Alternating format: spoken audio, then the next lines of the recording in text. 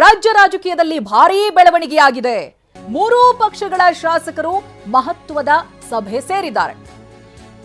Congress, JDS, BJP ಶಾಸಕರು ಸಭೆ ನಡೆಸಿದ್ದಾರೆ. ಅದು ಕೂಡ ಔತಣಕೂಟದ ನೆಪದಲ್ಲಿ. ನಿನ್ನೆ ದಿನ ನಡೆದಿರುವಂತಹ ಶಾಸಕರ ಸಭೆ ಇದು.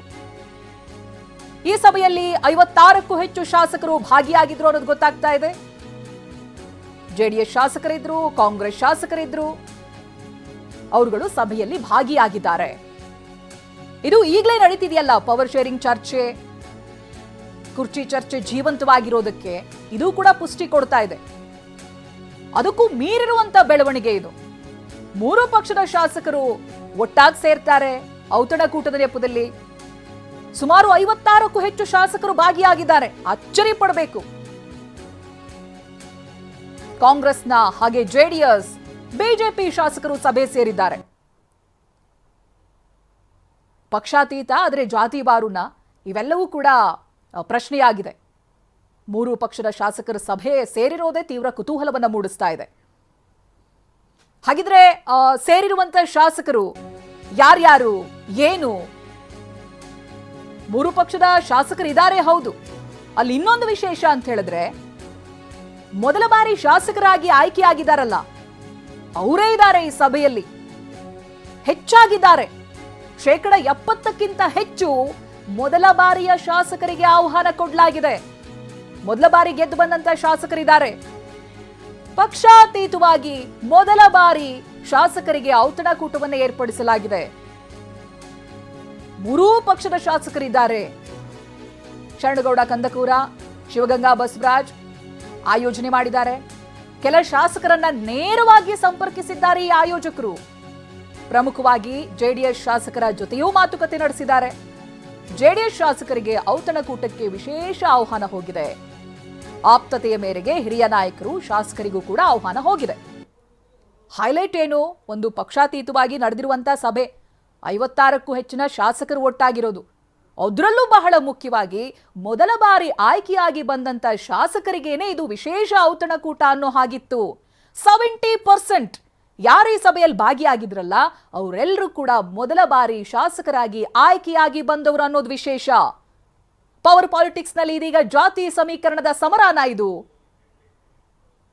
ಈ ಪ್ರಶ್ನೆಗಳು ಹುಟ್ಟುವುದು ಸಹಜ.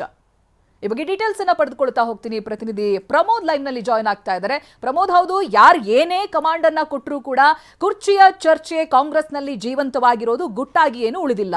ಆದ್ರೆ ಈಗ ವಿಶೇಷವಾದಂತ ಸಭೆ ಸೇರ್ತಿರೋದು ಪಕ್ಷಾತೀತವಾಗಿ ಏನೂ ಇದೆ, ಆದ್ರೆ ಜಾತಿ ಸಮೀಕರಣನ ಏನೊಂದು ಕ್ಯಾಲ್ಕುಲೇಷನ್ ಇದೆ ಈ ಸಭೆ ಸೇರುವಂತ ಹಿಂದೆ, ಏನ್ ಗೊತ್ತಾಗ್ತಾ ಇದೆ ಪ್ರಮೋದ್?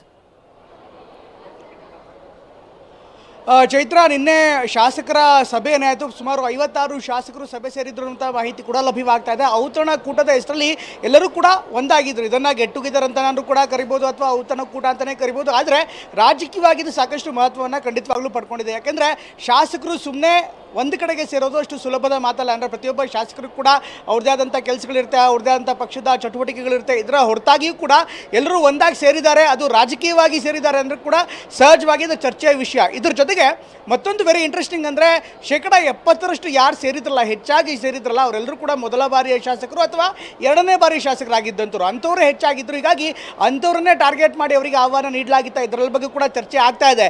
ಹೀಗಾಗಿ ಮೊದಲ ಬಾರಿಗೆ ಶಾಸಕರನ್ನ ಕರೆದಿದ್ರೆ ಯಾಕೆ ಮೊದಲ ಬಾರಿ ಶಾಸಕರಿಗೆ ಆಹ್ವಾನ ಕೊಡಲಾಗಿದೆ ಅನ್ನುವಂಥದ್ದು ಕೂಡ ಅಷ್ಟೇ ದೊಡ್ಡ ಚರ್ಚೆ. ಯಾಕೆಂದರೆ ಸಹಜವಾಗಿ ರಾಜ್ಯದಲ್ಲಿ ಈಗಾಗಲೇ ಪವರ್ ಪಾಲಿಟಿಕ್ಸ್ ದೊಡ್ಡ ಮಟ್ಟದಲ್ಲಿ ಚರ್ಚೆ ಆಗ್ತಾ ಇದೆ. ಈ ಸಂದರ್ಭದಲ್ಲಿ ನಮಗೆ ಸಿಗ್ತಾ ಇರುವಂಥ ಮಾಹಿತಿ ಪ್ರಕಾರ ಪ್ರಮುಖವಾಗಿ ಶಿವಗಂಗಾ ಬಸವರಾಜ್ ಮತ್ತು ಶರಣಗೌಡ ಕುಂದಕೂರು ಇಬ್ಬರು ಕೂಡ ಈ ಒಂದು ಔತಣಕೂಟವನ್ನು ಆಯೋಜನೆ ಮಾಡಿದರು. ಇಬ್ಬರು ಕೂಡ ಮೊದಲ ಬಾರಿಯ ಶಾಸಕರು ಕೂಡ ಹೌದು. ಈ ಒಂದು ಸಂದರ್ಭದಲ್ಲಿ ಅವರು ಮೊದಲ ಬಾರಿಗೆ ಇನ್ನಿತರ ಶಾಸಕರನ್ನು ಸಂಪರ್ಕ ಮಾಡಿದ್ರು ಅಂದರೆ ಅದು ಖಂಡಿತವಾಗ್ಲೂ ದೊಡ್ಡ ಮಟ್ಟಿಗೆ ಚರ್ಚೆ ಆಗುತ್ತೆ. ಯಾಕೆಂದರೆ ಶಿವಗಂಗಾ ಬಸವರಾಜ್ ಈಗಾಗಲೇ ನಿರಂತರವಾಗಿ ಡಿ.ಸಿ.ಎಂ ಡಿ.ಕೆ ಶಿವಕುಮಾರ್ ಅವರು ಮುಂದೆ ಮುಖ್ಯಮಂತ್ರಿ ಆಗ್ತಾರೆ, ರಕ್ತದಲ್ಲಿ ಬರೆದುಕೊಡ್ತೀನಿ ಅನ್ನುವಂಥ ಮಾತನ್ನು ಕೂಡ ನೇರವಾಗಿ ಹೇಳಿದರು. ಇದರ ಜೊತೆಗೆ ಜೆ.ಡಿ.ಎಸ್ನ ಶಾಸಕರು ನಮ್ಮ ಜೊತೆಗೆ ಸಂಪರ್ಕದಲ್ಲಿದ್ದಾರೆ ಅನ್ನುವಂಥ ಮಾತನ್ನ ಕೂಡ ಹೇಳಿದ್ರು.